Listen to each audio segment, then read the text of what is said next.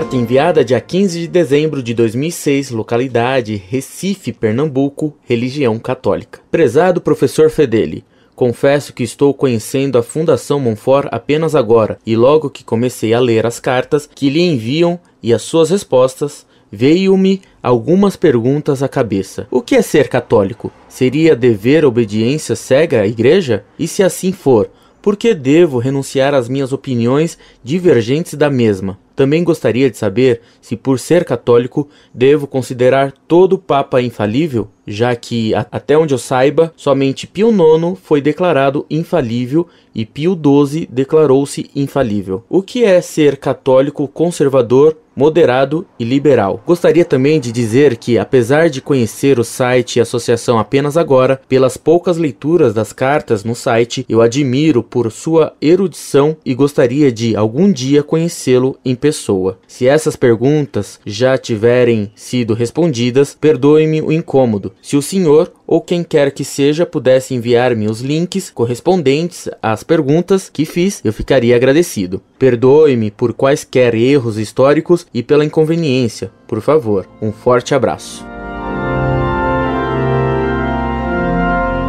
Muito prezado, salve Maria. Para ser católico, é preciso crer em tudo o que Deus revelou e aceitar os sacramentos que ele instituiu, assim como a igreja que ele fundou, sobre Pedro. Quando Pedro confessou que Jesus era filho de Deus feito homem, Cristo lhe disse: Bem-aventurado és tu, Simão, filho de Jonas, porque não foi a carne e o sangue que te revelou, mas meu Pai que está no céu. E eu te digo que tu és Pedro, e sobre essa pedra eu edificarei a minha igreja, e as portas do inferno não prevalecerão sobre ela. Eu te darei as chaves do reino dos céus. Tudo o que ligares sobre a terra será ligado também nos céus.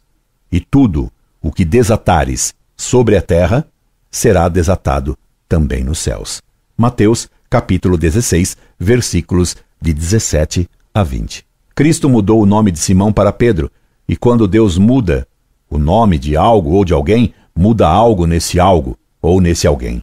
Chamando Simão de Pedro, que é igual pedra, Cristo mostrou que usaria Pedro como pedra fundamental da igreja. Por isso, ele diz imediatamente depois: Sobre essa pedra eu edificarei a minha igreja. Ora, naquele tempo, para construir um grande edifício, procurava-se fazê-lo sobre uma pedra grande, capaz de suportar o peso do edifício que ia ser feito.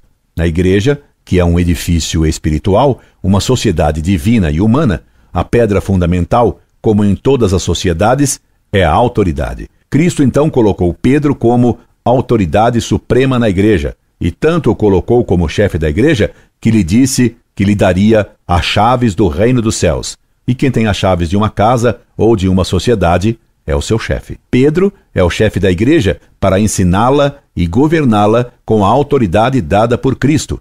E essa autoridade é infalível, já que Cristo declara que tudo que Pedro decidir, aprovando ou condenando, já foi aprovado ou condenado no céu. Tudo o que ligares sobre a terra será ligado também nos céus, e tudo o que desatares sobre a terra será desatado também nos céus.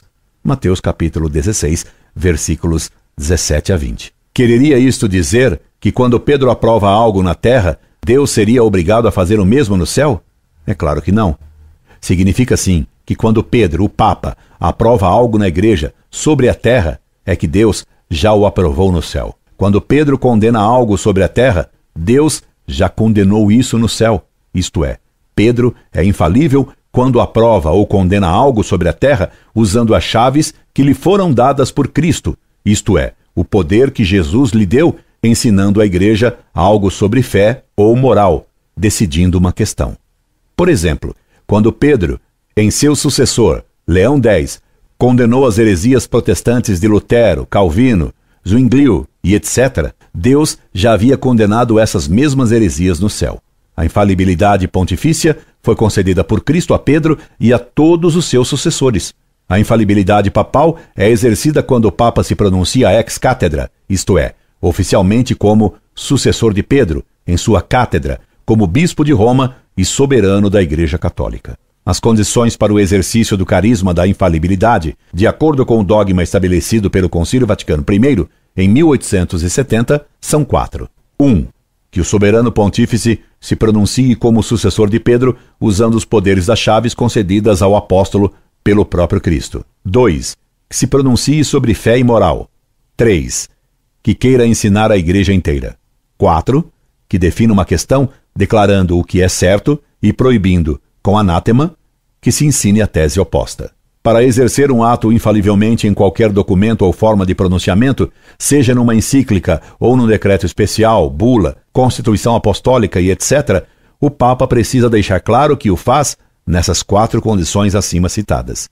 Assim, por exemplo, o discurso de Paulo VI na ONU, no qual ele declara que lá se pronunciava como doutor em humanidades, não é infalível, porque ele não se pronunciou como Papa. Quando o Papa ensina com o poder dado por Cristo, ele não pode errar.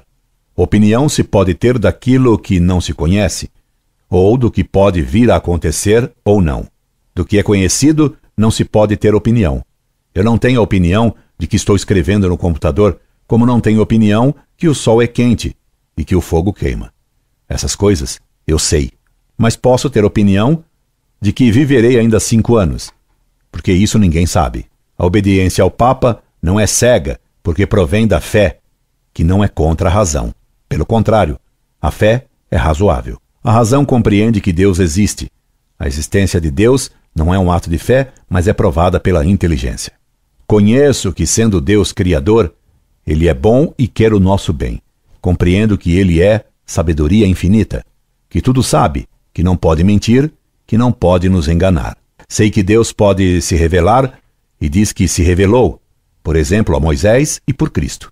E os fatos históricos mostram que Cristo era de imensa sabedoria e bondosíssimo.